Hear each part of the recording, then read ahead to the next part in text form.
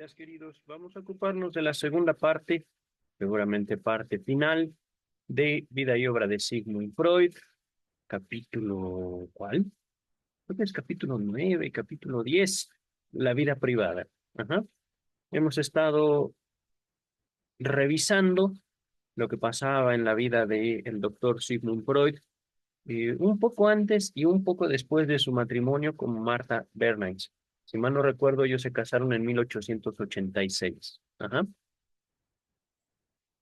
Les dejo en la descripción los videos pasados, particularmente la primera parte de la vida privada. Estamos revisando este video dedicado a vida y obra de Sigmund Freud por Ernest Jones. Ajá. Dice el doctor Jones, vamos a ocuparnos ahora de cosas de índole más externa. A pesar de todas sus preocupaciones, Freud era un gran lector e hizo todo lo que pudo por compartir tal actividad con Marta.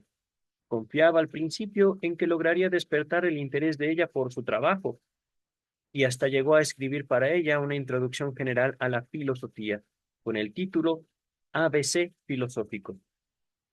A esto siguió la introducción a la ciencia de Huxley. ¿Cómo se llama? Eh, ay,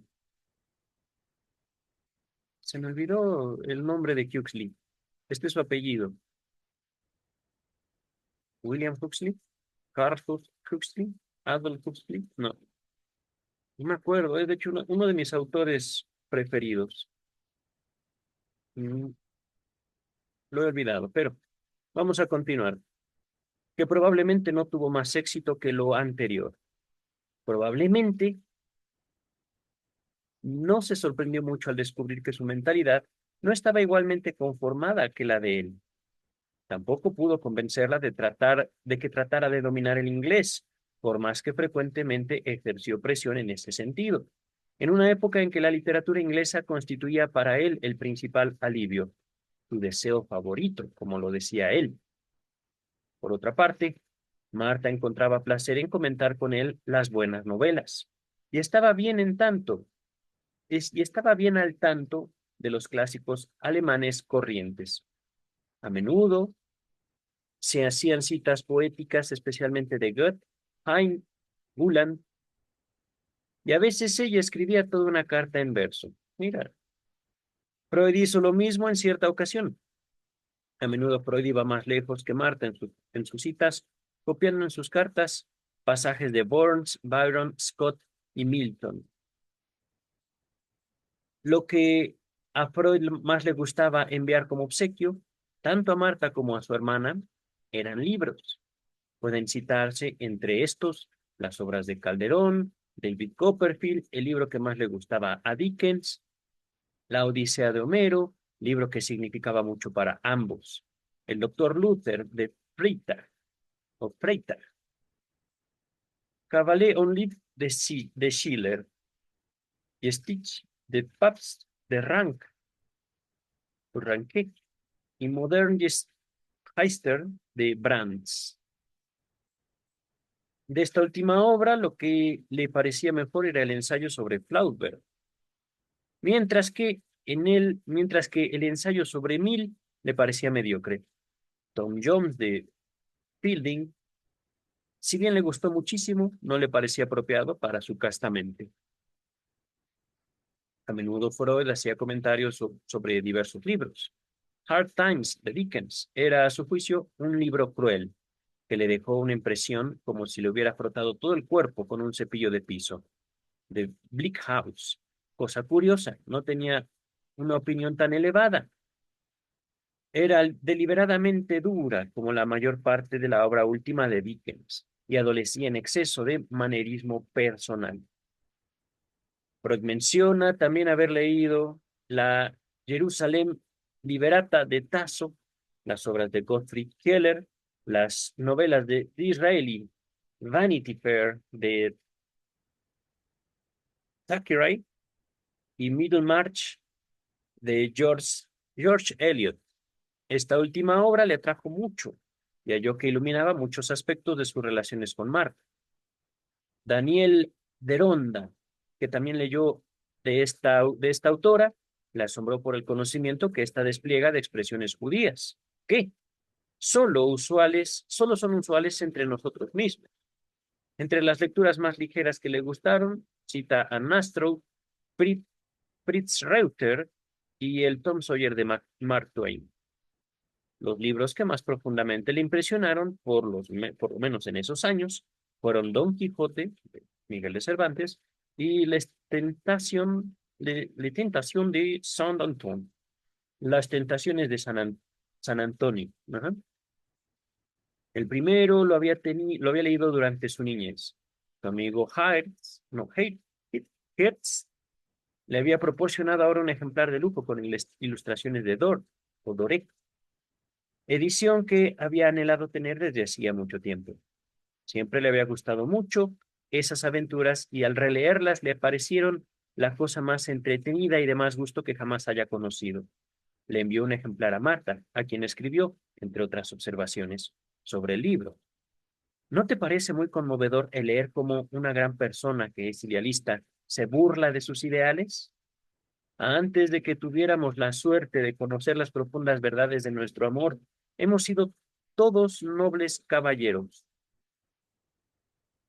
que pasábamos por el mundo prisioneros de un sueño, malinterpretando las cosas más simples, magnificándolas hasta el punto de convertir los lugares comunes en algo noble y raro, y terminando por presentar una triste figura. He aquí, por qué los hombres leemos con respecto acerca de lo que un tiempo fuimos y en parte somos aún. ¿Qué cosas? Voy a releer el Quijote.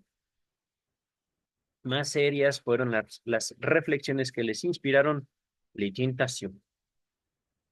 La lectura la realizó en parte en el viaje a Gmunden en compañía de Breuer, conmovido por el espléndido panorama, cuando para el colmo, cuando para colmo vino este libro, que en la forma más desas, con, con, condensada, debe ser condensada, supongo, que de la forma más condensada y con vividez insuperable arroja sobre nosotros toda la del mundo, todo lo apestoso. No solo pone sobre el tapete, en efecto, el problema del conocimiento. No sé qué sea esto, no sé si sea el autor, no sé si sea una palabra en griego. Erken, erkennis. Repito, no solo pone sobre el tapete, en efecto, el problema del conocimiento, sino los verdaderos enigmas de la vida. Mm. Todos los conflictos nacidos del sentimiento y el impulso, y fortalece en nuestro ánimo la sensación de perplejidad ante el misterio que reina por doquier. Es cierto que estos problemas siempre están ahí, y deberíamos pensar constantemente en ellos. Lo que hacemos, empero, es limitarnos, restringirnos a una limitada finalidad de cada hora, cada día, acostumbrándonos a la idea de que el ocuparnos de esos problemas es la tarea de una hora especialmente, como si creyéramos que solo en esa hora especial existen esos problemas. Pero de pronto una mañana nos asaltan y nos roban la tranquilidad y la alegría. Ujú. Interesante, doctor Freud. Un comentario sobre John Stuart Mill dio lugar a una reveladora exposición sobre sus conceptos, a una reveladora exposición de sus conceptos sobre la mujer, refiriéndose a la traducción que había hecho en 1880 de la última obra de Mill. Escribía palabras de Freud. Yo censuraba en esa ocasión su estilo falto de vida y deploraba no hallar una sola frase digna de ser recordada. Pero más tarde he leído un trabajo filosófico del mismo autor, ingenioso, lleno de vida y de generosa vena epigramática. Fue quizá entre los hombres de su siglo el que más logró liberarse de los prejuicios dominantes de la época. Por otra parte, y esto va siempre unido a lo otro, carecían muchas cosas del sentido del absurdo. Por ejemplo, en el terreno de la emancipación femenina y en el problema de la mujer en general. Recuerdo que uno de los principales argumentos en el ensayo que yo traduje era que la mujer casada podía ganar tanto como su marido. Seguramente estás de acuerdo conmigo en que el manejo de una casa, el cuidado y la crianza de los niños exigen de un ser humano la más completa consagración, y excluyen casi en absoluto toda posibilidad de un trabajo remunerado, aun en el caso en que una organización simplificada de la casa ponga a la dueña a cubierto de los trabajos de limpieza, cocina, etc. Simplemente ha olvidado todo esto, así como todo lo concerniente a la relación entre sexos. En este terreno no hay manera de descubrir en él el sentido de lo humano. Su autobiografía es tan etérea y revela tanta mojigatería que jamás daría lugar a deducir que los seres humanos se dividen en hombres y mujeres, y que esta diferencia es la más importante de todas cuantas existen en la realidad. Me parece que me he estado leyendo mis escritos, doctor Freud, pero esto, queridas, queridos, está hablando de Mill, John Stuart Mill, pero ahorita la diferencia más básica en la humanidad, la diferencia, digamos, de sexos, de géneros, como ustedes gusten decirlo, y la política. Es un tema que me ocupa ahorita. Vamos a continuar. Nunca surge de su manera de presentar el tema que la mujer es un ser distinto del hombre. No diré inferior, pero sí opuesto a él. Su opresión es para él análoga o parecida a la de los negros. Toda mujer, por más que carezca de sufragio y derechos civiles, podría rectificar su opinión. Sufragio, capacidad de votar, derechos políticos. Ajá.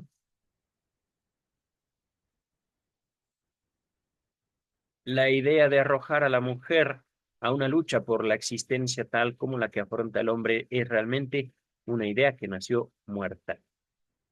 Wow, querido doctor Freud. Miren, ciertamente, aquí, vivimos en mundos particulares.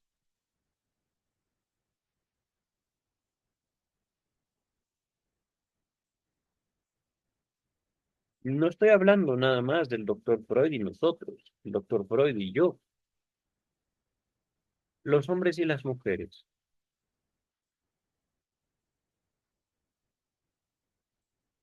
La mujer tiene que hacer lo que el hombre, ¿qué hace el hombre? Me pregunto yo.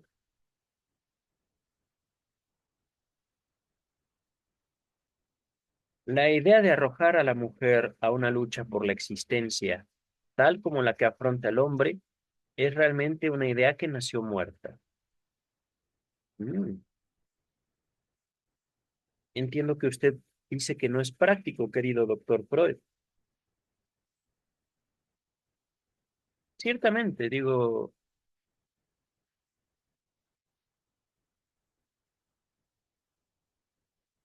es como enojarnos porque un manzano no da peras, porque un naranjo no da manzanas.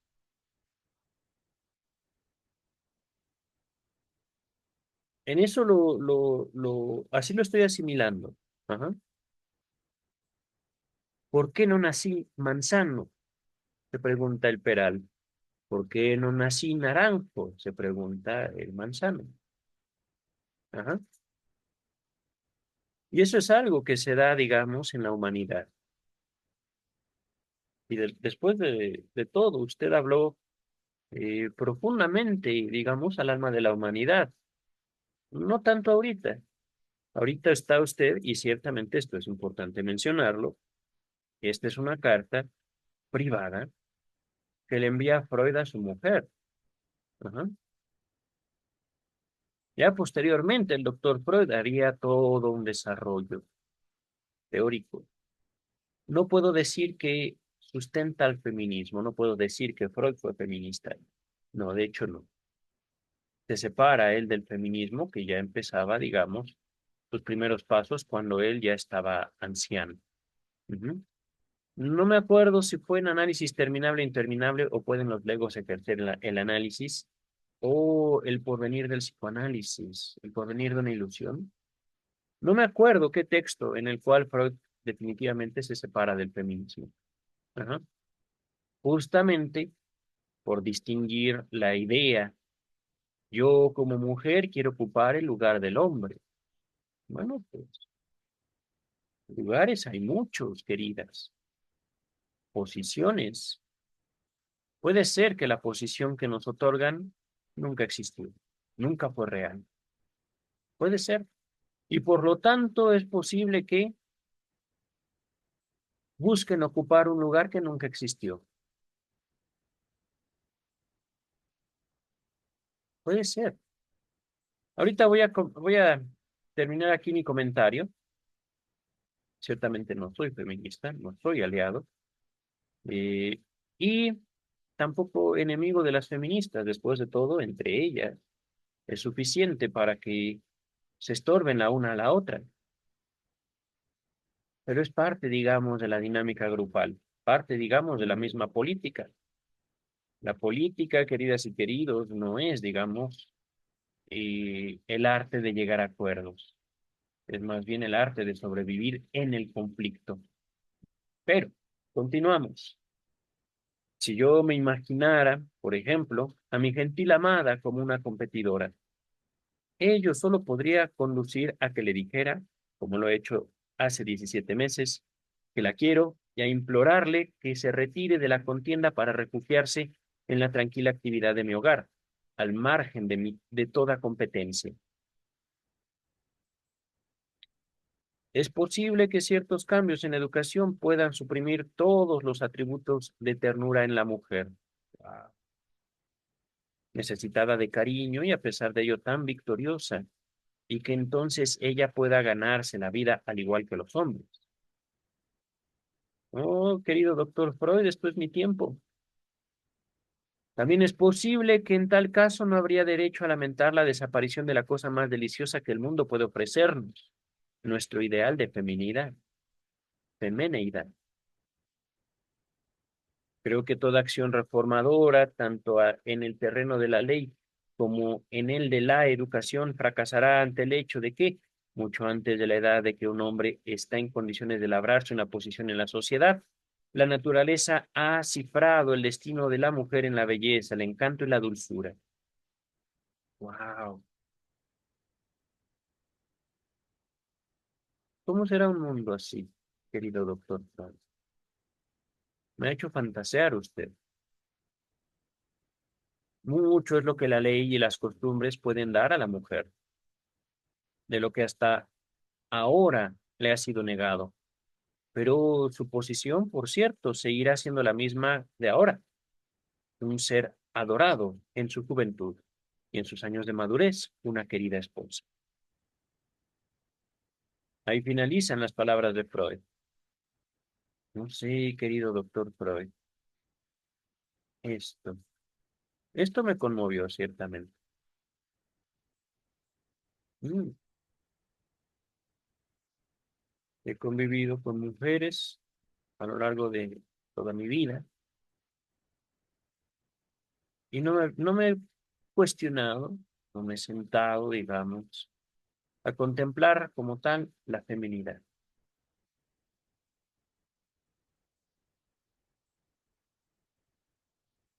México es una cultura muy particular, querido doctor Freud. Vamos a continuar. Freud no hubiera sido vienés si no hubiera frecuentado asiduamente, frecuentemente, religiosamente, el teatro. A menudo en Viena, el teatro era antes que la comida. Pasados los 20 años, en una época en que incidían sobre la pobreza, el trabajo y las preocupaciones, estas visitas se hicieron menos frecuentes. En las cartas se mencionan tales visitas una media docena de veces. Cuando se reunió con sus medios hermanos en Leipzig, ellos lo acompañaron en su viaje de regreso desde hasta Dresden, donde pasaron juntos la noche. En Residence Theater vieron representar Esther de Grillparzer y Le Madal Imaginaire de Molière. ¿La enfermedad imaginaria? Me parece que sí. La opinión de Freud fue desfavorable. En París, y a despecho de la estrechez económica, concurrió varias veces al teatro. Edipo Rey, con Monet Soli como protagonista, le produjo una impresión profunda. Después se dio al Tartuffe, no, Tartuffe de Molière, o Tartuffe, en una magnífica representación de los hermanos Coquelin. Fue una interpretación maravillosa, pero el asiento de un franco en la galería alta, le valió un serio ataque de jaqueca. La vez siguiente se daba Hernani de Hugo, con Monet Solí en el papel protagónico. No quedaban más localidades que las de 6 francos. Freud se retiró primeramente, pero luego volvió, en un estado de ánimo repentinamente desaprensivo. Para aclarar más tarde que jamás había gastado también esa suma. Tan excelente había sido la presentación. Con su amigo Darkenswitz, no, Darkvist, fue a ver Le Marie, la boda de Fígaro. Le Mariage de Fígaro, Fígaro, y sintió las nostálgicas sintió las nostalgias de las melodías de la ópera que había visto en Viena, en compañía de Marta.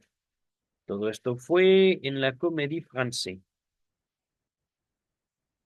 o la Comédie Française, pero la gran sensación fue ver a Sarah Bernhardt en la Porte Saint-Martin. Volvió luego con su amigo ruso, pagando esta vez 4 francos. El asiento le resultó muy estrecho. Palabras de Freud, más lugar tendría en una tumba, y allí estaría más cómodo, pues estaría estirado.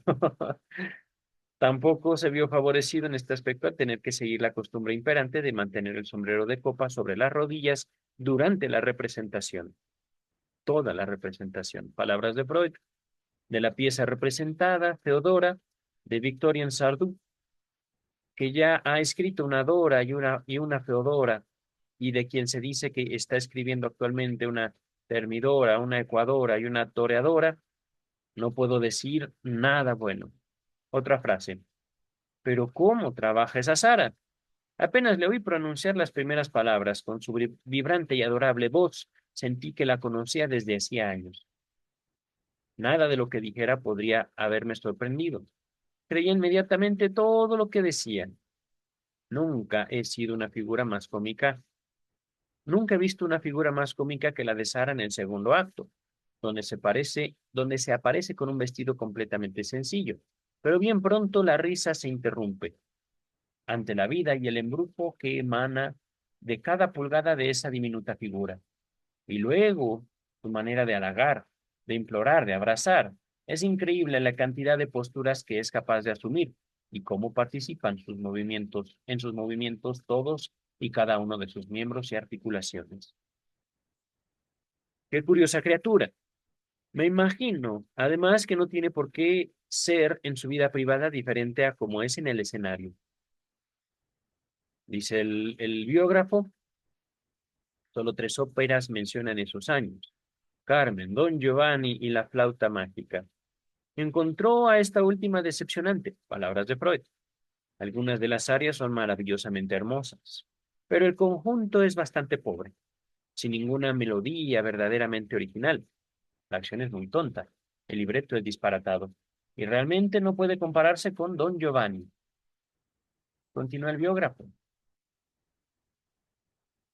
Más de una vez, en vista de la inseguridad de sus perspectivas de ganarse la vida en Viena, Freud pensó en establecerse en otra parte. El asunto que más le preocupaba era el qué, se refería a la fecha del casamiento, pero sabemos de todos modos que su actitud frente a Viena era profundamente ambivalente, es decir, la amaba y la odiaba, su ciudad. Conscientemente la detestaba. El amado Stiefel no era para él sino el abominable campanario, y él no dejaba de expresar una y otra vez esa aversión. Pero algo había que le retenía inconscientemente allí. y el inconsciente ganó la batalla. La primera vez que oímos acerca de tales ideas es lo que escribió un par de meses después de su compromiso. Palabras de Freud. Sufro en la espera de que llegue el momento de mi independencia para poder realizar mis propios deseos. Ante mí surge la imagen de Inglaterra, con su gente sobriamente industriosa, su generosa devoción al bienestar público, el obstinado y fino sentido de la justicia que tienen sus habitantes, la llama viva del interés general, cuyo dolor y cuyas chispas conocen sus periódicos, todas las impresiones imborrables de mi viaje de hace 7 años, viaje que ha tenido una influencia decisiva en mi vida, han despertado en mí su furiosa pujanza. Estoy leyendo nuevamente la historia de la isla, las obras de los hombres que fueron mis verdaderos maestros, todos ellos ingleses o escoceses, y estoy recordando el periodo histórico que para mí es el más interesante, el reinado de los puritanos y de Oliver Cromwell, con el elevado monumento de esa época en el Paradise Lost, que, hace bien poco, cuando no me sentía seguro de tu amor, me sirvió para consolarme y fortalecerme. ¿Realmente tenemos que quedarnos aquí, Marta? Si ello nos es posible, busquemos para hacer nuestro hogar un lugar donde los valores humanos son más respetados. Una tumba en el Central Friedhof es la cosa más desdichada que puedo imaginar. Wow. Sus huesos, finalmente, hallaron su reposo después de todo, no en este temido cementerio de Viena, sino en su amada Inglaterra. Es verdad, Freud murió en Inglaterra. Un año después reapareció su Wanderlust, ansía de viajar. Por un lado, tenía la posibilidad de ganarse la vida en Viena, si llegaba a ser docente universitario, pero, por otra parte, era tan alto concepto que se tenía de este título en el extranjero que le convendría más emigrar después de obtenerlo. Posiblemente había una ilusión en esto del conocimiento tan extendido de los títulos de Viena en el extranjero. Esta vez se trataba de Norteamérica, donde muchos hombres de ciencia alemanes estaban encontrando un verdadero hogar. Oh, querido doctor Freud, si supiera lo que hicieron los americanos con su obra después de su muerte. Siento, lo siento. Es que quemarla hubiera sido más respetuoso. Ay, caray, caray.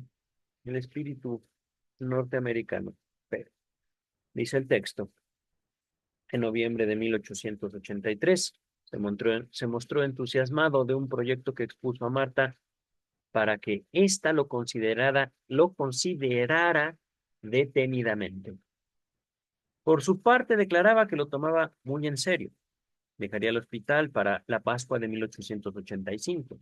Sus amigos le prestarían bastante dinero como para mantenerse durante un año. Se casarían en Hamburgo y partirían inmediatamente. Pero ella se mostró fría al respecto. Gustosa le acompañaría en su aventura, pero temía que, si fracasaba, él se sentiría amargado por haber perjudicado a sus amigos. Emanuel, me parece su medio hermano mayor, a quien consultó al respecto el mismo mes, quería que fuera a Manchester. Creo que vivía en Manchester, Emanuel. Pero por el momento abandonó el proyecto, pero siguió pensando en él. Pocos meses después, era Marta quien volvía sobre el tema, diciendo, he oído decir que los americanos no están sobrados de anatomistas del cerebro. ¿No te convendría ir allá? Esperemos a que te ofrezcan una cátedra. La respuesta de Freud se redujo a esto, y así fue como de entonces en adelante vivieron felices, con próspera fortuna y altamente respetados en los Estados Unidos. Oh, querido doctor, qué bueno que no lo hizo. Mina hizo la segunda sugestión. Mina hizo la aguda sugestión. Mina es la hermana de Marta. Ajá. Hizo la aguda sugestión de que se quedaran en Austria hasta que su fama llegara a Norteamérica. de tal modo que habría tal aflujo de norteamericanos que vendrían a verle que Freud no tendría que tomarse la molestia de salir del país. Eso de hecho se cumplió. Es verdad, la predicción llegó a realizarse en verdad, pero fue necesario que pasaran para ello 30 años. Mm, Y también, después de esos 30 años, afortunadamente Freud no se fue a Norteamérica. Bueno, fue a una conferencia en la Clark University, las 5 conferencias sobre psicoanálisis. Se las dejo en la descripción. Pero mm, la política fue, digamos, determinante en todo esto. He hablado mucho de política aquí, pero, digamos, el origen judío del doctor Sigmund Freud terminaría por representar, no puedo decir que un obstáculo, sino más bien un determinante en su destino final. Ajá. Eh, no voy a entrar tanto en detalles, solo diré que Norteamérica al final no fue el destino, no fue, digamos, tampoco la cultura que abrazaría el psicoanálisis. De hecho, ninguna lo hace ahorita que lo pienso.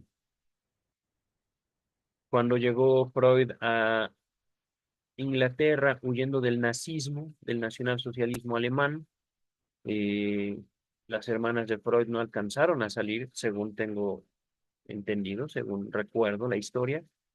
Las hermanas de Freud mueren en campos de concentración, ya siendo mujeres mayores. Ajá. Pero Freud alcanza a salir y muere en Inglaterra, 1939, septiembre, si mal no recuerdo.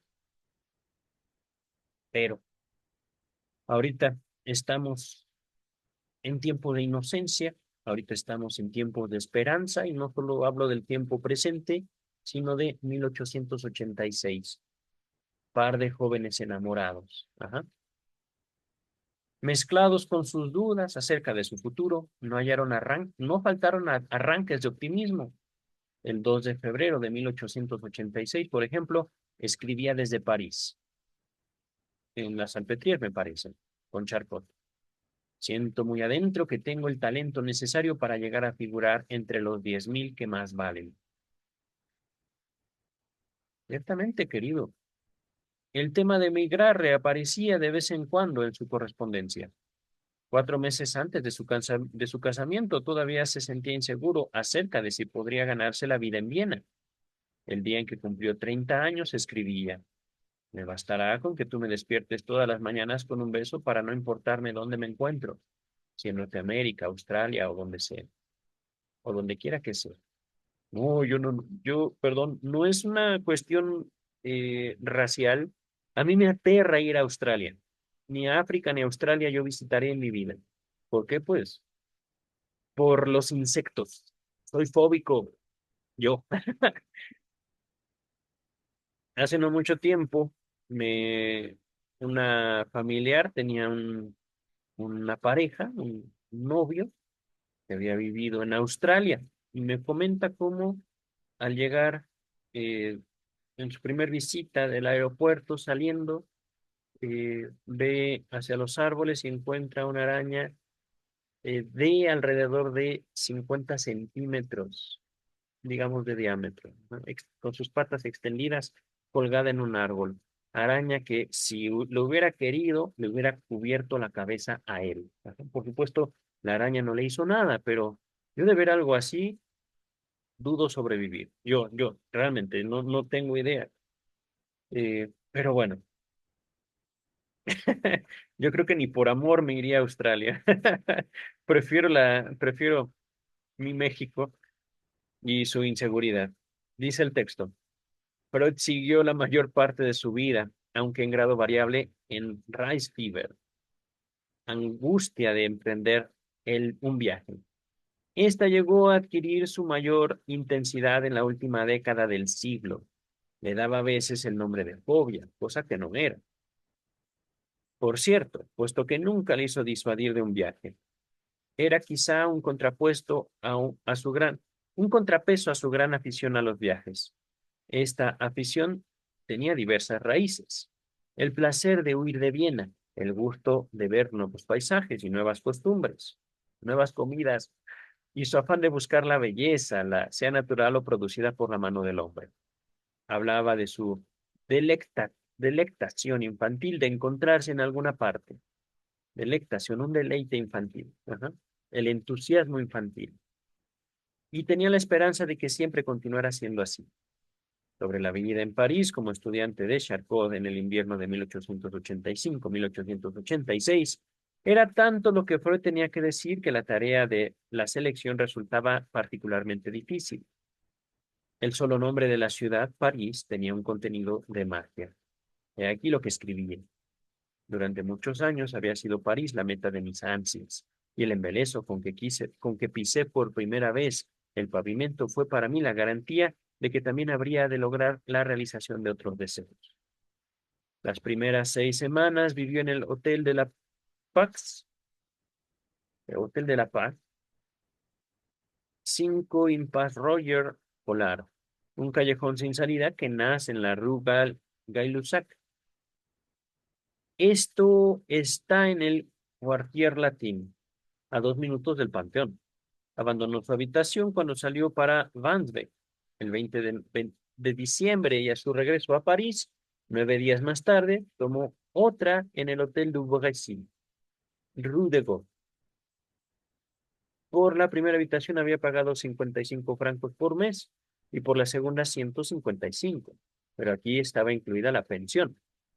Al advertir que las cortinas que rodeaban su cama eran de color verde, les aplicó reactivos químicos para asegurarse de que no contenían arsénico.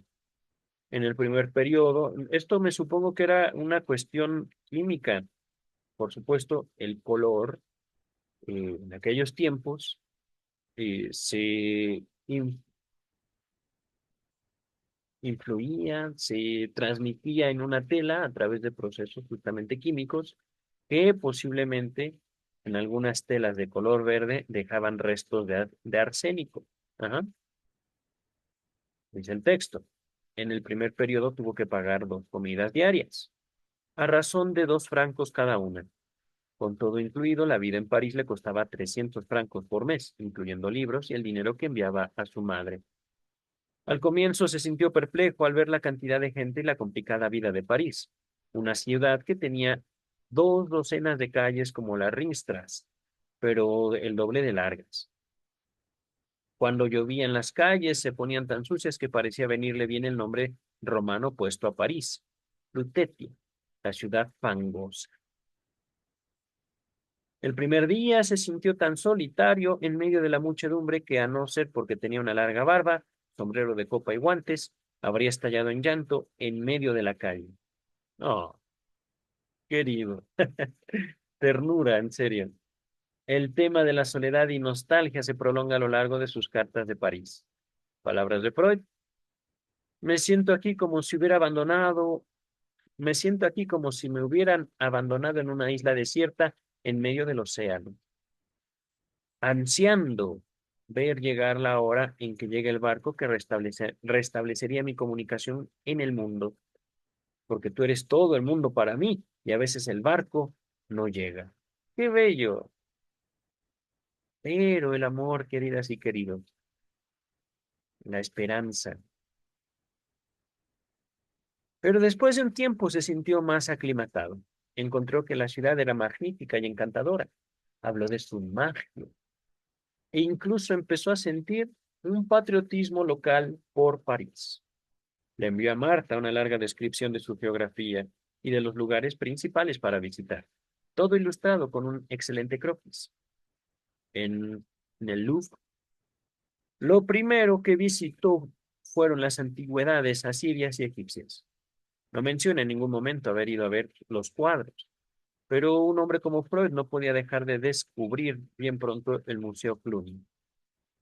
Père, Père Lachaise lo dejó asombrado, pero la gran impresión fue indudablemente Notre Dame. Notre Dame. Por su primera, por primera vez en su vida, tuvo la impresión de hallarse en el interior de una iglesia. 2 veces menciona el haber escalado la torre, el 5 y el 11 de diciembre, y según declaró más tarde, Este lugar llegó a transformarse en su paseo favorito. Penetró en la atmósfera del Notre Dame de París. La novela de Víctor Hugo, de la que hasta entonces no había tenido una opinión muy elevada, e incluso dijo que la prefería a la neuropatología. Pues claro, ¿quién prefiere la neuropatología a una novela de Víctor Hugo? Lo que eligió como souvenir de París, como recuerdo, fue una fotografía de Notre Dame. Menos favorable fue su impresión respecto a la gente francesa. Arrogantes e inaccesibles son términos que se repiten a menudo en sus cartas. Mucho de esto se debe achacarse a una exagerada sensibilidad, susceptibilidad de parte de Freud. Su dominio del francés dejaba mucho que desear. No obstante, las 4 lecciones que tomó, más, más que eso no le fue posible antes de salir de Viena, y hablaba en París el inglés y el español todo lo que le era posible. Era natural, por lo tanto, que el grupo de médicos del hospital, luego de las primeras expresiones de cortesía, prefirieran dejarlo a un lado en sus conversaciones. Por lo demás, un acento alemán en esa época no era el mejor pasaporte para la susceptibilidad de la época. El general Boulanger acababa de ser designado ministro de guerra y estaba a punto de iniciar la campaña que se conoció con el nombre de Boulangismo. Gilles de la Tourette, el famoso neurólogo, hizo partícipe a Freud en forma profusa de la venganza que se tomarían con Alemania, cuando éste le había declarado que no era alemán ni austriaco, sino judío. Ok, miren, es que no, las diferencias, queridas y queridos. Hay veces que las diferencias no son perceptibles. Hay veces que hacemos atribuciones sin ningún afán de dañar, sin ningún afán, digamos, de eh, ofender, muy al contrario de aquí, pero no es una cuestión, digamos, mi comentario en contra del judaísmo, de los judíos, no, no, no. Es justamente para hacer, digamos, claro que la humanidad trasciende por mucho la nacionalidad, las diferencias religiosas. Ajá. Y ahorita no quisiera yo compartir una experiencia que acabo de tener, una experiencia que me ha dejado un amigo, pero viví algo muy parecido últimamente. Conocer extranjeros en México es algo fascinante. Voy a continuar el texto. En general, la gente despertaba sus sospechas y su aprehensión. Es decir, Freud era un poquito desconfiado, un poquito. Los comerciantes, palabras de Freud, te engañan con una fría y desvergonzada sonrisa. Todos son corteses, pero hostiles. No creo que haya mucha gente decente aquí, en Francia. De todos modos, yo soy uno de los pocos que lo son, y esto me hace sentirme aislado. La ciudad y la gente tienen algo que produce un sentimiento de desazón, molestia, miedo, no lo sé. Parecía ser una especie diferente a la nuestra. Creo que están poseídos por los 1000 demonios. En vez de Monsieur, Messier y voilà, el eco de París, les oigo gritar a la lanterne, a la horca. Anda. O vas a ver si hago un Jenner bajo este o aquel. Son la gente de las epidemias psíquicas, de las históricas convulsiones de masas. Revolución Francesa, doctor Sigmund Freud. No le dice nada a la Revolución Francesa acerca del espíritu francés. y no le dice nada el espíritu francés acerca de su propio espíritu. Viva Francia, pero también viva México y viva la humanidad, más allá de las diferencias entre razas y naciones. Dice el texto, ni siquiera lo redimía el sexo femenino. Palabras de Freud. La fealdad de las mujeres de París difícilmente puede ser exagerada. Ni una sola cara medianamente bonita. Bueno, doctor, estética. La estética no deja de ser también influida por la cultura.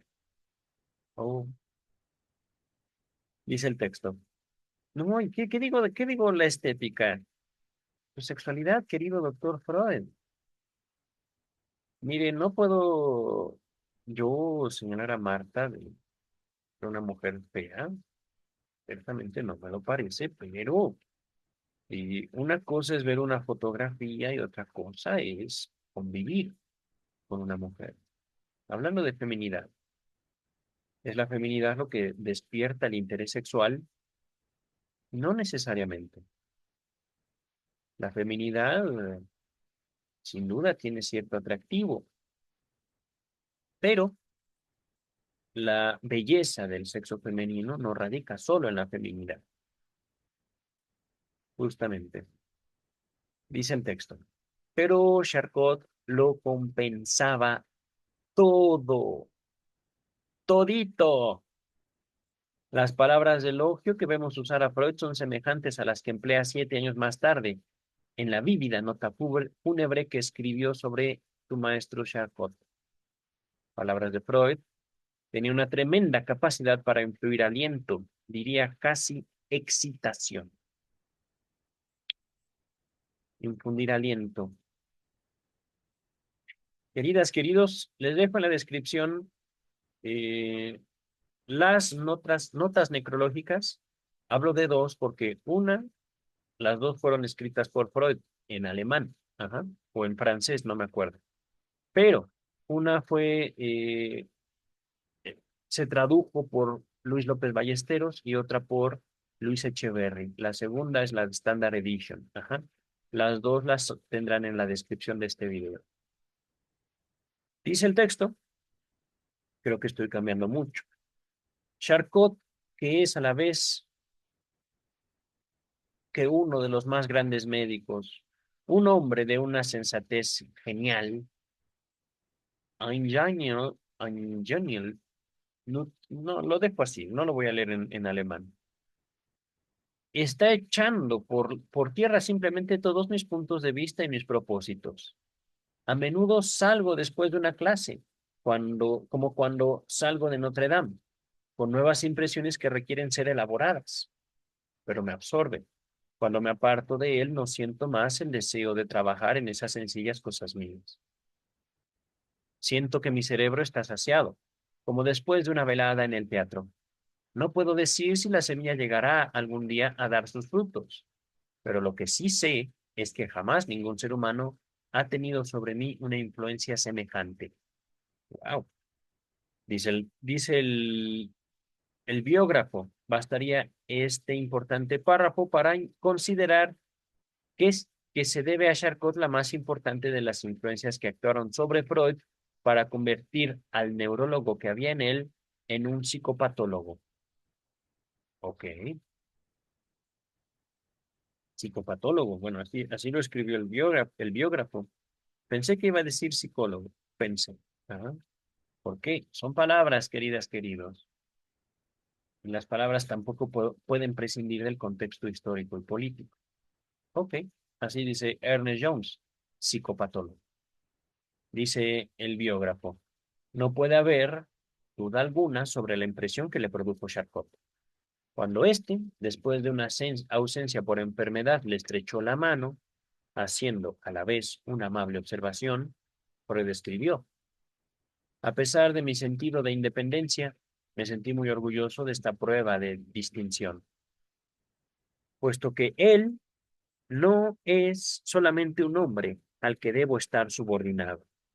sino también un hombre con el cual me siento muy contento de estarlo. ¡Wow! En serio, qué bello. Eso ha sido muy bello, doctor Freud. Y esa experiencia, ¿cómo habrá sido Charcot?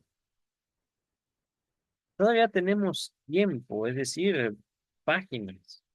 Y veo el nombre de Charcot varias veces. Ojalá, a ver qué impresión nos da. He aquí la descripción que hace de su aspecto. Martín Charcot entró a las 10. Es un hombre alto, de 58 años. Viste sombrero de copa y tiene ojos oscuros, curiosamente suaves. Uno de ellos carece de expresión y parecería mirar hacia adentro, con largos cabellos que caen hacia atrás. Sobre sus orejas, cuidadosamente afeitado, de rasgos muy expresivos y labios gruesos, sobresalientes. En una palabra, con la figura de un sacerdote mundano de quien se espera mucho ingenio y conocimiento del arte de vivir bien.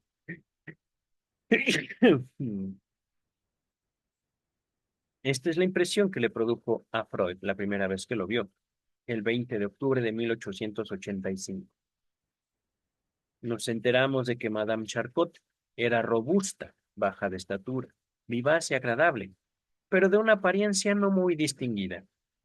Se decía que su padre era dueño de incontables millones.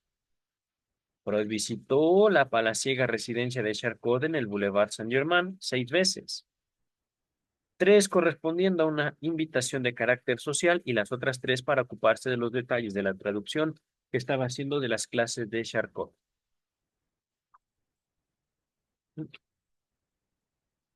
El momento más sobresaliente de estas relaciones fue la primera velada, 2 días después de esta primera visita.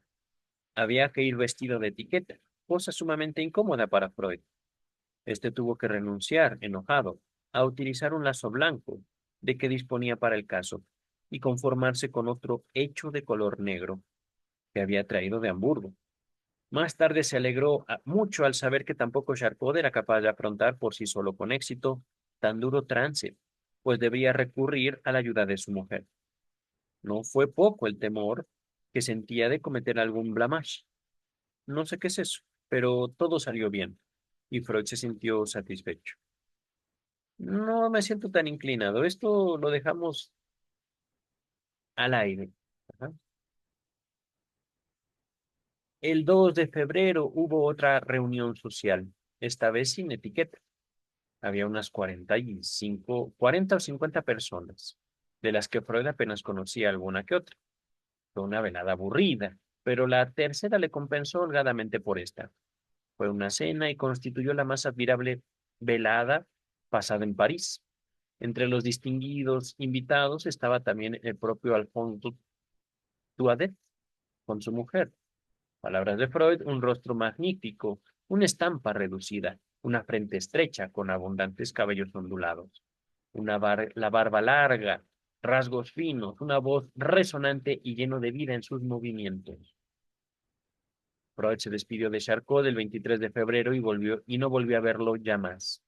Charcot no se hallaba en París cuando Freud visitó esta ciudad en agosto de 1889 y cuando aquel estuvo en Viena en julio de 1891, en viaje de regreso de una consulta en que había participado en Moscú, Freud se hallaba de vacaciones.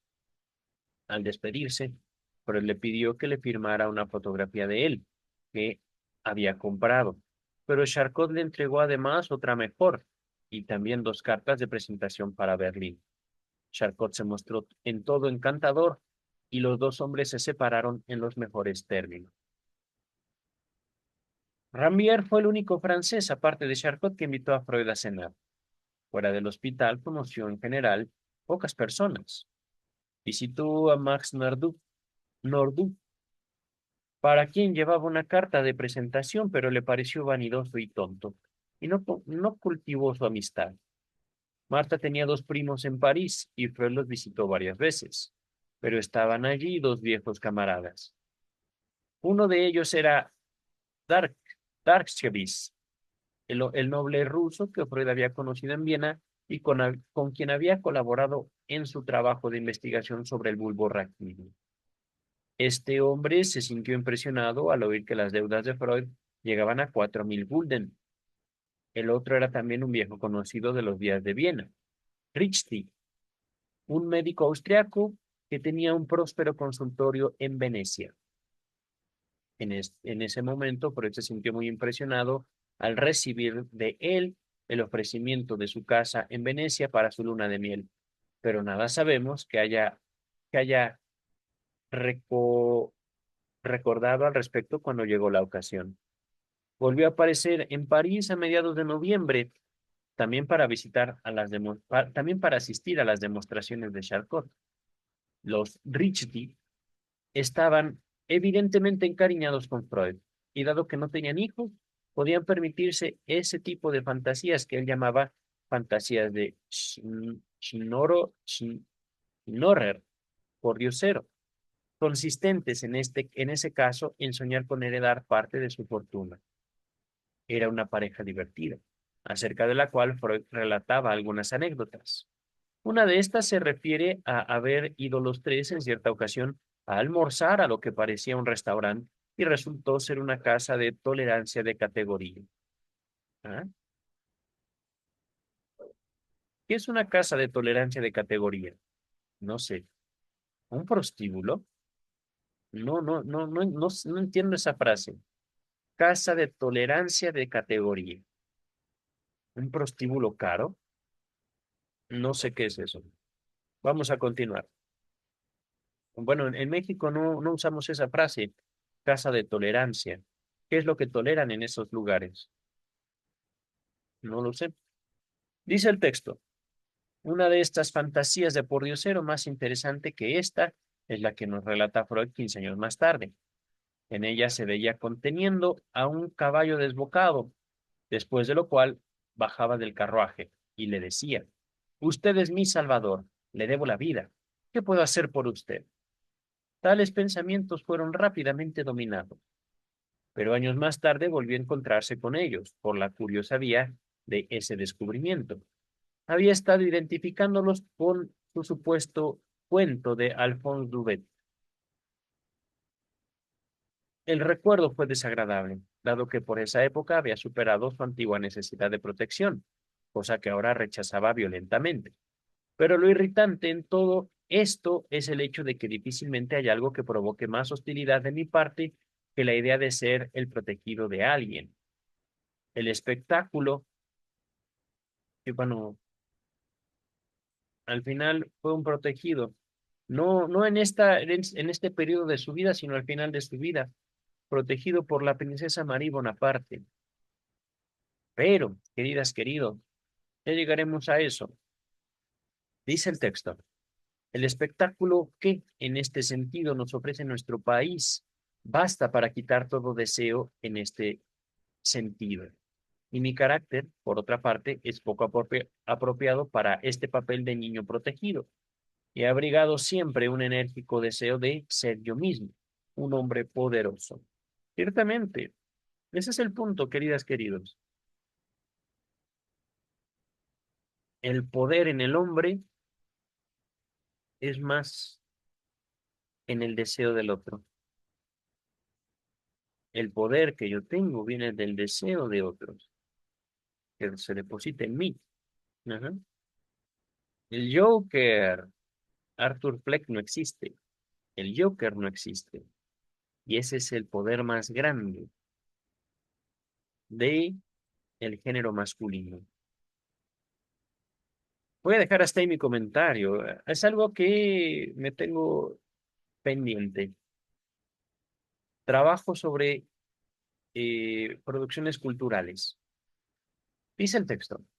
Hay otro episodio de París que vale la pena recordar. Accediendo a un pedido que le hicieron de su casa, visitó a la esposa del médico de la familia, que residía en Rublu, en el Faubourg Posnier. La pobre mujer tiene un hijo de 10 años que, al cabo de 2 años de estudio en el Conservatorio de Viena, ganó el Gran Premio y fue considerado como extraordinariamente dotado. Y el malvado padre, a pesar de su exceso crónico de trabajo y de verse con una casa llena de niños, en lugar de decidirse a estrangular en secreto a su hijo, lo envía con la madre a París a estudiar en el conservatorio y ganar otro premio. Hay que imaginarse lo que significa el gasto, la separación, el trastorno en la casa. El niño que pudo liberarse de aquel envidiable destino se llamaba Fritz Kreisler. Un par de años más tarde, estaba actuando en el Steinway Hall de Nueva York. No sé quién es. Chris Chrysler. Fritz Chrysler. Valdría la pena investigarlo, pero será en otro momento, al menos fuera de este video. Freud salió de París el 28 de febrero. 3 veces había de estar allí. 1889, 1910 y 1938, un año antes de su muerte. Respecto a Berlín, era mucho menos de lo que había que decir. Respecto a Berlín, era mucho menos lo que había que decir. Freud se sentía, por supuesto, más ambientado allí, pero se sintió desilusionado en cuanto a los neurólogos. Palabras en alemán que quieren decir, en mi Francia era mejor. Una frase de María, reina de Escocia, que Schiller influyó en su drama. Me lo pasé suspirando como una María de Estuardo de la neuropatología. María Estuardo de la neuropatología, ok. Estaban muy rezagados en relación con Charcot y ciertamente admitían el hecho. La comparación me permite apreciar la grandeza de aquel hombre. Mendel fue el único que mereció su atención, pero Mendel lamentaba que Charcot hubiera dirigido su atención a un tema tan difícil y estéril y tan poco consistente como la histeria. Palabras de Freud, puedes entender tú qué motivo hay para deplorar que la mente más poderosa busque medirse con los problemas más difíciles? Yo no. Continúa el biógrafo. Trabó una buena relación, no obstante, con Mendel y se comprometió a hacer una reseña periódica de la literatura neurológica vienesa para su Neurologisches Centralblatt. Una visita al Museo Real de Berlín despertó en él nostálgicos recuerdos del Louvre. Palabras de Freud, las cosas más interesantes que encuentro en el museo son, por supuesto, las esculturas de Pérgamo, fragmentos que representan la batalla de los dioses con los gigantes. Son escenas llenas de vida. Pero los niños que veo en la clínica representan para mí más que las piedras, tanto por su pequeñez misma como porque generalmente los tienen bien aseados. Me atraen más que los pacientes de formato más grande. Ok. De tanto en tanto comenta en sus cartas los acontecimientos de orden general. Algunos de estos comentarios son de considerable interés. En el verano de 1883 tuvo lugar en Hungría el infame proceso por crímenes rituales que produjo en el judaísmo mundial una gran tensión. ¿What? Eso no lo había escuchado. Freud discutió el diagnóstico psiquiátrico del testigo principal. Se alegró, por supuesto, del desenlace favorable del proceso, pero no abrigaba esperanzas de que ello pudiera ser mucho en el sentido de disminuir el antisemitismo reinante. Freud tuvo más de una ocasión para referirse al pueblo en sentido genérico, das Volk, al presenciar la representación de Carmen. Por ejemplo, se le ocurrieron ciertas reflexiones. La multitud da rienda suelta a sus impulsos, sich ausleben. Nosotros, en cambio, nos contenemos. Nosotros, ¿quién nosotros, querido? Hacemos esto para mantener nuestra integridad. Hacemos economía de la salud, de capacidad para el goce, de fuerzas. Ahorramos para algo sin saber a sin saber a ciencia cierta para qué. Y este hábito de constante refrenamiento de los instintos naturales nos otorga la cualidad de refinamiento. Sentimos además con más profundidad y por ello no nos atrevemos a exigir mucho de nosotros mismos. ¿Por qué no nos embriagamos? Porque el displacer que nos producen la incomodidad y la vergüenza del malestar que sigue a la embriaguez excede el placer de embriagarse. ¿En serio? ¿Por qué no nos sucede el enamorarnos nuevamente todos los meses? Porque el corazón se nos desgarra con cada separación. ¿Por qué no contraemos amistad con todo el mundo? Porque la pérdida del amigo, cualquier desdicha que a éste le ocurriera, nos afectaría amargamente. De aquí que nuestro afán esté más vinculado a la preocupación de evitar el dolor que a la tarea de procurarnos goces. Cuando el esfuerzo es coronado por el éxito, aquellos que se refrenan son como nosotros, que estamos unidos para la vida y para la muerte, que soportamos la privación y el ansia del reencuentro en homenaje a la fidelidad empeñada, y que seguramente no habíamos de sobrevivir al duro golpe de la fatalidad que nos arrebata lo más querido. Seres humanos que, como Arra, son capaces de amar solo una vez. Toda nuestra conducta se basa en el supuesto previo que hemos de vernos al abrigo de la pobreza más cruda, de que hemos de estar siempre en condiciones de liberarnos progresivamente de los males que derivan de nuestra organización social. El pobre, la gente común, no podrían sobrevivir sin su dura epidermis y sus modalidades frívolas. ¿Por qué habrían de sentir con intensidad sus deseos si todos los males que la naturaleza y la sociedad atesoran van dirigidos contra los que ellos aman? ¿Por qué habrían de despreciar el placer del momento si tras de éste no hay otro que les espera? Los pobres son demasiado impotentes, están demasiado expuestos a todo como para actuar igual que nosotros. Cuando yo veo a la gente procurando pasarlo bien y dejando de lado todo sentimiento de seriedad, pienso que esa es su compensación por estar tan desamparados frente a todas las váguelas, epidemias y enfermedades y a todas las desventajas de nuestra organización social.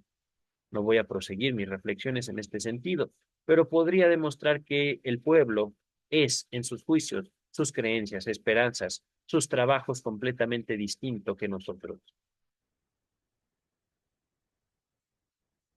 Existe una psicología del hombre del montón que es un tanto diferente a la nuestra. Esta gente tiene también un sentimiento de la comunidad más vivo que el nuestro. Solo ellos tienen la sensación viva de cómo una vida individual se continúa con otra que le sigue, mientras que para nosotros todo el mundo se desvanece con nuestra propia desaparición. Antes de continuar, cambiaron mucho sus ideas, querido doctor Freud, de su noviazgo a psicología de las masas y análisis del yo. Te las dejo en la descripción. Psicología de las masas.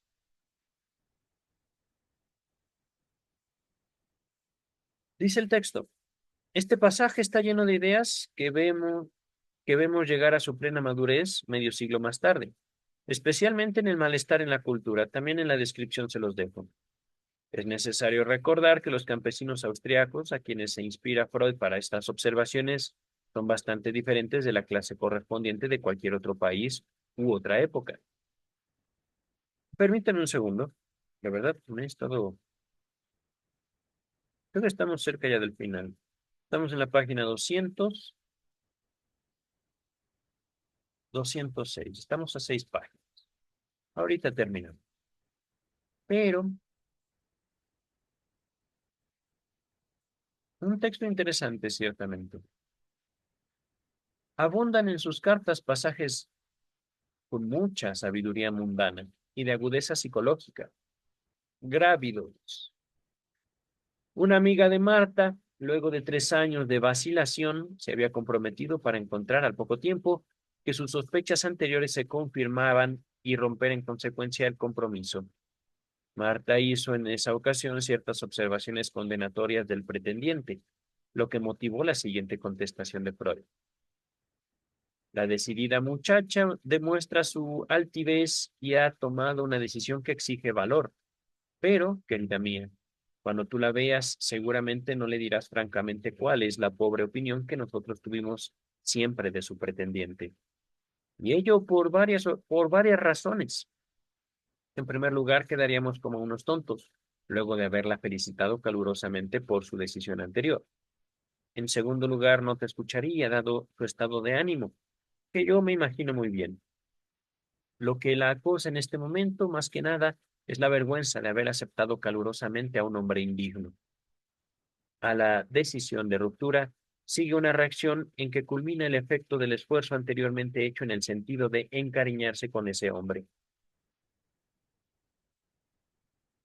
En ese momento, toda observación condenatoria de parte de un extraño no hace más que evocar en su memoria un recuerdo amistoso del hombre que ella ha menospreciado y que, después de todo, tiene, a los ojos de una mujer, relevante mérito de haberse enamorado sincera y apasionadamente.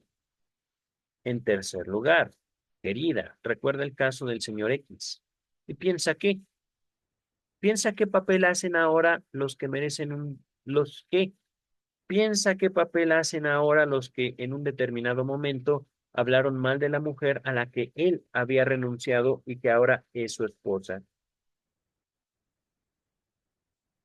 Un buen número de estos compromisos son seguidos de una reconciliación y constituye un cumplido poco común para Cecilia. De mi parte, el suponer que esto no ha de suceder en su caso.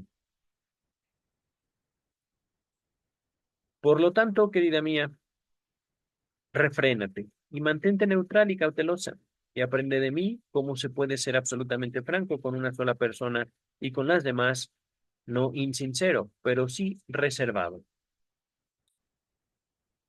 Solo 3 veces encontramos observaciones sobre personajes de la vida pública y las 3 veces en ocasión de su muerte. La primera de ellas se refiere a Bismarck, de quien dice que pesaba sobre todo el continente como una pesadilla. Alf, su muerte traería un alivio general. Si bien esto pudo haber sido un juicio completamente objetivo, tal vez no esté de más recordar que el padre de Freud cumplía años el mismo día que Bismarck. Oh, y que en cierta ocasión Freud preguntó a William Fliess, un amigo suyo, si acaso si acaso sus cálculos numéricos podrían predecir cuál de aquellos dos hombres moriría primero. Oh, querido doctor Freud, aquí se ve muy edípico, pero pues, ¿qué le vamos a hacer? El hecho es que la figura de Bismarck ejercía sobre Freud, tal vez precisamente por la razón que acabamos de sugerir, una peculiar fascinación. Cuando el gran hombre visitó Viena en 1892, Freud hizo varios intentos de verlo, pero lo más que consiguió fue echarle una rápida ojeada de espaldas, luego de esperar en la calle, para ello, 2 horas y media. De más está decir que esta conducta no era nada propia de Freud. Otro detalle al respecto, más interesante aún, es que el padre de Freud sentía una admiración tan grande por Bismarck, por el hecho de la unificación de Alemania, que cuando tuvo que traducir la fecha de su nacimiento del calendario judío al cristiano, eligió la del nacimiento de Bismarck. Nota 5, pero ahorita continuamos. Había, como se ve, bastantes detalles que vinculaban a Jacob Freud con Bismarck. Ahora sí, nota 5. Incidentalmente, la aparente coincidencia entre los cumpleaños de la madre de Freud y el emperador Francisco José tenía un origen similar, es decir, había más bien una relación de simpatía, ajá, entre ambos, más que de coincidencia temporal. El segundo personaje de quien se ocupan en sus cartas, cosa bastante extraña, es el del rey Alfonso XII de España. Freud señala que su muerte le produjo una profunda impresión, agregando, y ello es indudablemente la causa, que era el primer rey a quien él sobrevivía.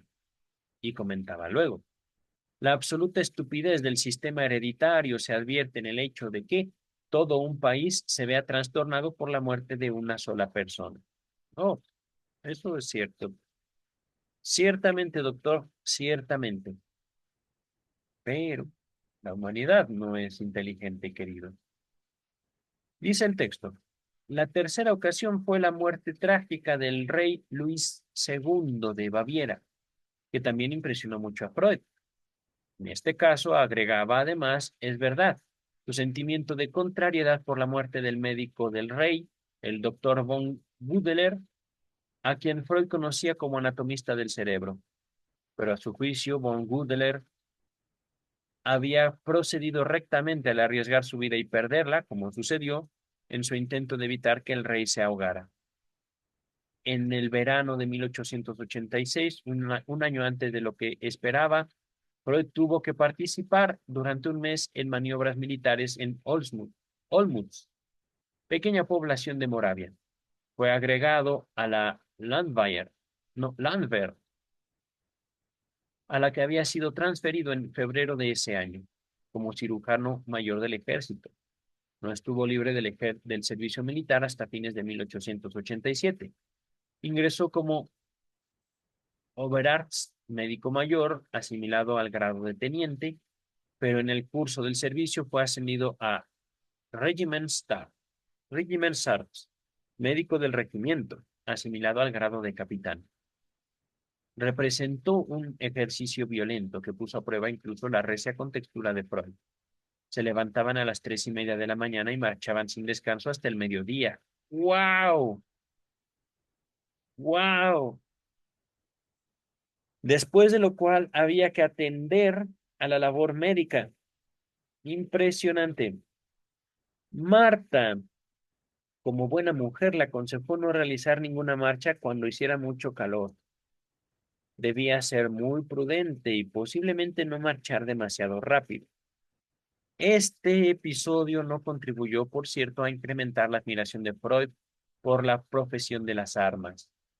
Ello se deduce de la gráfica descripción que, hacia el final, dirigió a Breuer. 1 de septiembre de 1886. Estimado amigo, difícilmente puedo describir lo agradable de mi sorpresa al enterarme de que ambos visitaron a mi pequeña y fueron con ella tan gentiles, como se acostumbra a decir. Ambos, es decir, Breuer y su mujer, visitando a la pequeñita Marta. Ajá. Tengan ustedes como recompensa el mejor de los paseos, un tiempo que sea lo menos fastidioso posible y un invariable buen humor. En cuanto a mí, aquí estoy bien atrapado en este sucio aprieto. No encuentro otra manera de describir la situación. Y trabajando en negro y amarillo. Nota 6. Se refiere a la bandera austriaca. He dado unas conferencias sobre higiene de campaña. Las clases fueron bastante concurridas y hasta fueron traducidas al checo. Todavía no he sido confinado a los cuarteles. La única cosa notable de este pueblo es que no parece estar tan alejado como realmente lo está. A veces hay que marchar 3 o 4 horas hasta llegar a él, y hay ocasiones en que me parece estar siempre a esa distancia, a una hora en que habitualmente no se está despierto para nada. Del mismo modo que en cierta ocasión Paulindo observaba en una reseña sobre una novela cuya acción transcurre en la Edad Media. La mayor parte de mis lectores difícilmente se acordarán de que haya habido alguna vez una época que se denomina mediados del siglo IV. Yo podría preguntar si cabe que un ciudadano cualquiera esté ocupado en algo entre las 3 y las 3:30 de la mañana.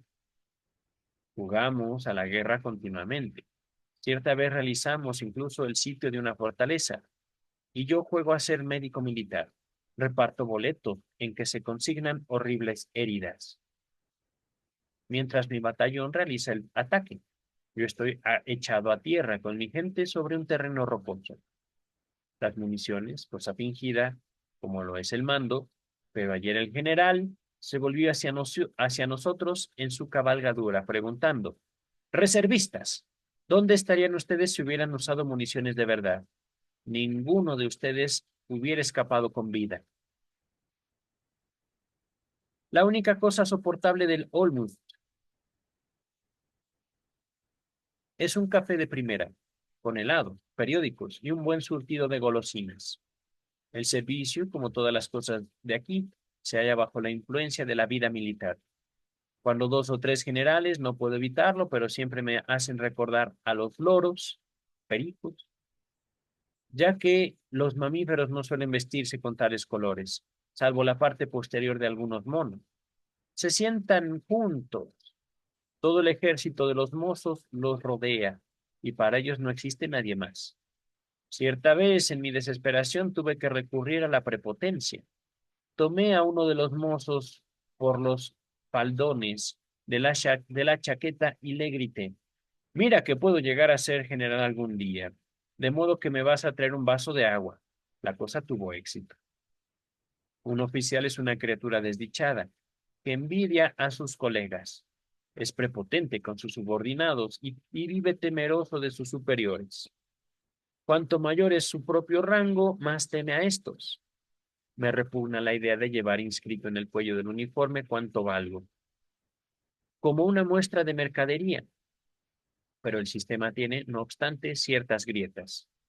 Hace poco estuvo aquí el comandante en jefe, que se dirigía a las piletas de natación procedente de Brno, y pude comprobar con verdadero asombro que su equipaje no llevaba ningún distintivo especial. Pero sería una expresión de verdadera ingratitud el no admitir que la vida militar, con su inevitable debes hacer tal cosa, es excelente para la neurastenia. Antes de una semana había desaparecido completamente. Nota 7. Este párrafo es de interés por cuanto demuestra que Breuer, no ignoraba las molestias de índole nerviosa que padecía Freud. Continúa la carta de Freud a Breuer. Todo este asunto está llegando a su fin. Dentro de 10 días salgo volando en dirección al norte para olvidar estas 4 semanas de locura. No me he ocupado aquí de ninguna cosa de carácter científico. Es curioso, el curioso caso de parálisis agitante del que informé hace poco ha vuelto a producirse repentinamente, y el hombre jura que las inyecciones de arsénico que le puse le han hecho mucho bien. Pido disculpas por esta charla que ha brotado, no sé cómo de mi pluma, y ansío ver llegado el momento de visitarlo en su casa, en Viena, por primera vez, en esta ocasión, con mi esposa, tu cordialísimo doctor Sigmund Freud. Ya estamos a punto de acabar, queridas, queridos. 2 páginas y media. Vamos a finalizar este capítulo con algunos debe ser párrafos. Ahí dice párrafos. Vamos a leer párrafos en que Freud se describe a sí mismo, sin olvidar, no obstante, que la autoobservación no siempre constituye el mejor exponente de objetividad. Siempre anheló la independencia. He aquí una palabra que le vemos repetir constantemente. Repetidas veces afirmó Freud que no era ambicioso, o que apenas lo era. Esto es cierto, indudablemente en el sentido de la ambición social, o incluso del mero rango de la profesión, pero debe haber acariciado siempre un poderoso deseo de realizar algo importante en la vida, y que además fuera reconocido como tal. Esta finalidad era concebida esencialmente, en su caso, bajo la forma de descubrimientos científicos. Cuando apenas comenzaba sus investigaciones anatómicas, escribió: no creo nada fácil conquistar la atención del mundo, que tiene la piel dura y es también duro de oído. Pero ese deseo de reconocimiento de su obra no parece haber sido una desmedida exigencia de fama. Palabras de Freud. Yo no he sido realmente ambicioso. He buscado en la ciencia la satisfacción que ésta ofrece en la investigación misma y en el momento del descubrimiento, pero no he sido nunca uno de esos que no pueden soportar la idea de ser arrebatados por la muerte sin dejar su nombre grabado en un peñasco. Mi ambición quedará satisfecha, sí, en el curso de una larga vida. Voy aprendiendo a comprender algo acerca de este mundo. La explicación que dio a Marta acerca de sus ocasionales explosiones de mal humor era indudablemente correcta. Palabras de Freud. Dada mi violencia y apasionamiento, colmado como estoy de toda clase de demonios enjaulados, impedidos de salir a la superficie, estos no pueden hacer otra cosa que rugir y alborotarse, cuando no descargarse contra ti, querida mía. Si yo estuviera realizando alguna atrevida actividad en que me fuera dado aventurarme y ganar, sería amable en mi vida privada, pero me veo obligado a ejercitar la moderación y el autocontrol, e incluso tengo fama de proceder así. Continúa el biógrafo. Pero su trabajo mismo, si bien ponía a prueba su paciencia, le obligaba a la disciplina. En medicina, la mayor parte de la inteligencia es empleada en evitar lo irrealizable, pero es, con todo, una manera tranquila de aprender a ser sensato. La mediocridad burguesa y la estolidez, no sé qué es eso, de la rutina eran cosas abominables para él. Difícilmente, dice Freud, nuestra vida ha de ser tan idílica como tú la pintas. Aún si llego a ser docente universitario, cosa que sí fue, el dictar clase no se avendrá con mi modo de ser. Y mi querida Marta, una Frau Profesor germana nata tendrá que renunciar a su distinguido rango. Tampoco serviría yo para eso. Todavía hay dentro de mí algo de salvaje, que hasta ahora no ha encontrado una expresión adecuada. Palabras del biógrafo. La mentalidad de Freud era del tipo de aquellas a quienes la facilidad aburre y estimula la dificultad. Como él mismo decía, un fracaso en el trabajo de investigación estimula en uno la inventiva. Crea un libre flujo de asociaciones, hace surgir una idea tras otra, mientras que una vez que ha asomado el éxito, aparecen en él, aparecen con el éxito, cierta estrechez y cierta torpeza mental, que obliga a retroceder siempre a lo ya establecido e impide toda nueva combinación. La descripción más extensa la hallamos un par de años más tarde, cuando pudo gustar cierto punto del éxito. ¿Crees que realmente produzco una impresión simpática a primera vista? Yo mismo lo expongo realmente en duda. Creo que la gente advierte en mí cosa extraña y que ello proviene en última instancia de que no he sido joven en mi juventud y que ahora, cuando empiezo a la madurez, no puedo volverme más viejo. Hubo una época en que tenía la ansia de aprender y una gran ambición, y todos los días me afligía el que la naturaleza no hubiera estampado en mí, en uno de sus arranques de gracia, como sabe hacerlo a veces, la impronta del genio. Después de eso, y desde hace mucho, ya sé que no soy un genio, e incluso no comprendo ya cómo había querido serlo. Ni siquiera soy muy talentoso. Toda mi capacidad para el trabajo reside probablemente en mis atributos de carácter y en la ausencia de deficiencias intelectuales realmente notorias. Es decir, soy del promedio. Pero sé que una mezcla de esta naturaleza es muy favorable para los éxitos nada rápidos y que en condiciones favorables puedo llegar más lejos que Notnagel, con respecto al cual siento que soy superior y alcanzar tal vez el mismo plano que Sharpov. Pero esto no significa que he de llegar efectivamente a ello, ya que no podré contar con tales condiciones propicias y carezco del genio o la energía necesarios para crearlas por la fuerza. Pero ¿cómo estoy dando vueltas a la cosa? Quería decir algo enteramente diferente, explicar de dónde proviene ese modo de ser inaccesible y abrupto para los extraños. ¿A qué tú te refieres? Es solo consecuencia de la desconfianza, porque muy a menudo he tenido ocasión de sentir cómo me trata de mal la gente ordinaria y mala. Y esto irá desapareciendo gradualmente a medida que no tenga ya por qué temerles, a medida que logre una posición más independiente. Me consuelo siempre con la idea de que ni los que se encuentran respecto a mí en una posición de subordinados, ni los que se hallan en el mismo plano que yo, me consideran una persona desagradable. Solo pasa eso con los que están en una categoría superior a la mía, y son más que yo en cualquier otro sentido. Puede ser que no lo parezca, pero lo cierto es que, desde los días de la escuela primaria, he estado siempre en vehemente oposición con mis maestros. Fui siempre un extremista y habitualmente he debido pagar por ello el precio que corresponde. Pero cuando conquistaba una situación privilegiada al frente de mi curso y merecía la confianza general, ya no tenía nada de qué quejarse en cuanto a mí. ¿Sabes qué me dijo Breuer cierta noche? Que había descubierto la persona infinitamente audaz e intrépida que se ocultaba en mí, pero nunca me atreví a decírselo a nadie. A menudo he sentido como si hubiera heredado toda la pasión de mis antepasados cuando defendían su templo, como si fuera capaz de entregar generosamente mi vida por una causa grande. Y con todo esto he sido siempre tan impotente, tan incapaz de expresar ese flujo pasional, siquiera con una palabra o un poema. Es así como siempre he estado refrenado y creo que la gente lo advierte en mí. Siempre he estado refrenando, refrenando. junto en mí. Queridas, queridos, terminamos el capítulo 9 de Vida y obra de Sigmund Freud. Para ocuparnos, capítulo 10, el neurólogo, en el siguiente video. No sé si lo dividamos si ocupe un video o varios.